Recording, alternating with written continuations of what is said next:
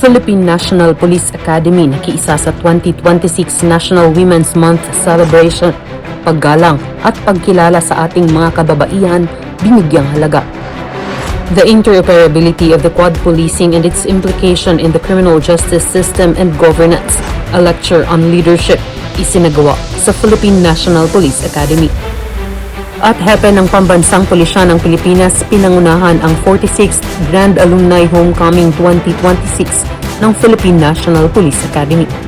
Halina't panoorin ang mga kaganapan sa loob ng Philippine National Police Academy. Ito ang ika-35 linggo ng Weekline. Ika-9 ng Marso taong kasalukuyan, isang makasaysayang Lunes ang hatid ng Philippine National Police Academy. Isinabay ang kick-off ceremony ng 2026 National Women's Month celebration sa traditional Monday flag raising, kung saan guest of honor and speaker si Police Brigadier General Portia B. Manalad, ang kasalukuyang direktor ng Philippine National Police Health Service.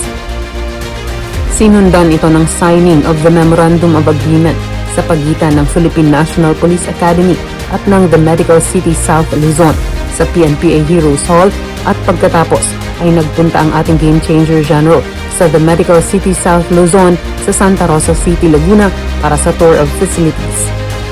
Nakiisa din sa araw na ito si Police Major General Dizon sa retirement honors na inihanda para kay Police Major General Mark D. Pespes, kung saan presiding officer si Police Lieutenant General Bernard M. Banak, the Deputy Chief PNP for Administration sa PNP South Headquarters Gymnasium, Fort Santo Domingo, Santa Rosa City, Laguna. Nagtapos ang araw ng Lunes para sa ating Game Changer General sa pamamagitan ng pagtutok niya sa kanyang mga administratibong gawain. Martes, ika-10 ng Marso, bahagi ang ating Game Changer General sa isinagawang clean-up drive sa loob ng PNPA camp. Ito'y paghahanda sa darating na alumni homecoming ng mga Lakans sa Philippine National Police Academy. Pinangunahan din ni Police Major General Dizon ang isang staff conference sa araw na ito. Katuwang si Police Colonel Roland V. Bulalakaw, ang Acting Chief of Staff ng PNPA, upang pag-usapan ang mga magaganap sa Academy, pati na rin ang mga direktibang mula sa National Headquarters. At habang nasa opisina ang ating direktor para sa kanyang mga gawaing administratibo, ay ilang panauhin ang kanyang hinarap, kabilang na ang courtesy call ni Police Lieutenant Colonel Maria Sherlyn G. Tadeo. Pagkatapos ay nagtungo si Police Major General Dizon sa PNP National Headquarters para sa conference kaugnay ng actions taken on the guidance of the Chief PNP on the proposed PNPA organizational structure and staffing pattern. Pinangunahan ito ni Police Major General Nery Vincent B. Ignacio, the Chief of the Directorial Staff ng PNP. Ika-11 ng Marso, Miyerkules, maagang nagsagawa ng ocular inspection of facilities ang ating Game Changer General na sinundan naman ng kanyang pakikiisang muli sa clean-up drive ng PNPA camp.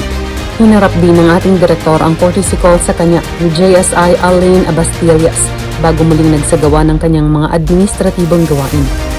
At highlight naman kinagabihan sa Philippine National Police Academy, kung saan naroon din ang ating direktor, ang PNPA Best Annual Assembly and Fellowship, at presiding officer dito at keynote speaker si Most Worshipful Tomas G. Rantoy III. Huwebes, ika-12 ng Marso, maagang hinarap ng ating Game Changer General ang courtesy visit ng Lacan Mutual Benefit Association Incorporated sa pangunguna ni retired Jail Director Rosendo N. Dial. Sinundan ito ng pakikibahagi ni Police Major General Dizon sa Lacan Retirees Day, kung saan guest of honor and speaker si retired Police General Nicolas D. Torre III, na siya ngayong General Manager ng MMDA. Sinamahan din ng ating butihing direktor ang ating mga naging panauhin sa Academy para sa kanilang talk to the cadets. Sila ay sina retired Police General Rodolfo Azurin Jr. and retired Police Lieutenant General Jose Chiquito Malayo sa PNPA New Mess Hall sa loob ng Academy. Ilan pang mga panauhin ang hinarap ni Police Major General Dizon, gayon din ng kanyang mga administratibong gawain sa pagpapatuloy ng araw.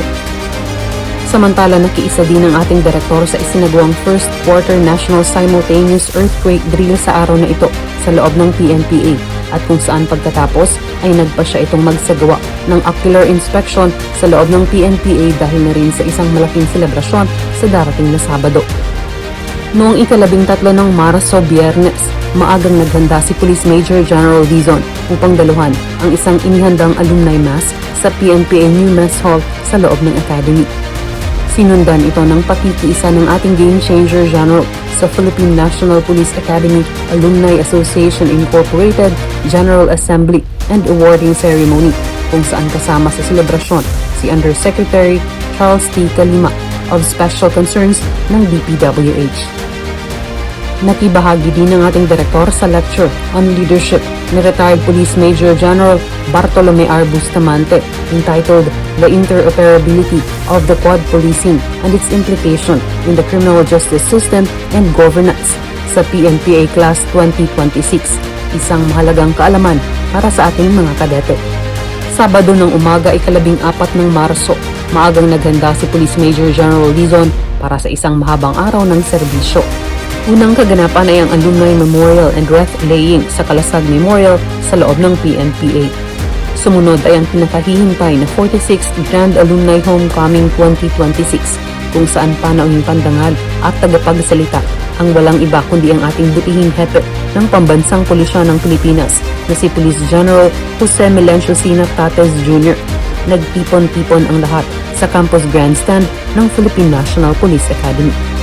At kahit naging abalaman ang buong araw ng ating Game Changer General, ay nakibahagi pa rin ito sa isinagawang PNPA Sandigan Class of 1994 General Assembly Meeting na pinangunahan ni Police Lieutenant General Nery Vincent D. Ignacio na siyang Class President sa loob ng Academy. Nagtapos naman ang araw ni Police Major General Dizon sa pamamagitan ng pagdalo sa ginanap na Testimonial Honor for the newly promoted, elected, and adopted of PNPA Sandigan Class of 1994 sa Paseo Premier Hotel, Santa Rosa, Laguna. At noong linggo, ika-15 ng Marso, muling nakibahagi ang ating Game Changer General sa Holy Mass, officiated by Reverend Father Police Captain General S. Deston sa Santo Niño Chapel sa loob ng Academy. At sa araw na ito ay bahagi din ng ating Game Changer General sa closing ceremony ng Police Officer Survival Training for PNPA Silang Paglaom Class of 2026 kung saan guest of honor and speaker si retired Police General Leonardo B. Carlos. Patuloy kaming subaybayan linggo-linggo. Ito ang transparent service ng ating Game Changer General. Basta't kay Police Major General Andre Perez Dizon, serbisyo ay damang-dama. Serbisyo ay uunahin ka at ipapatupad ang serbisyong APD, approachable, presentable, and dependable police force.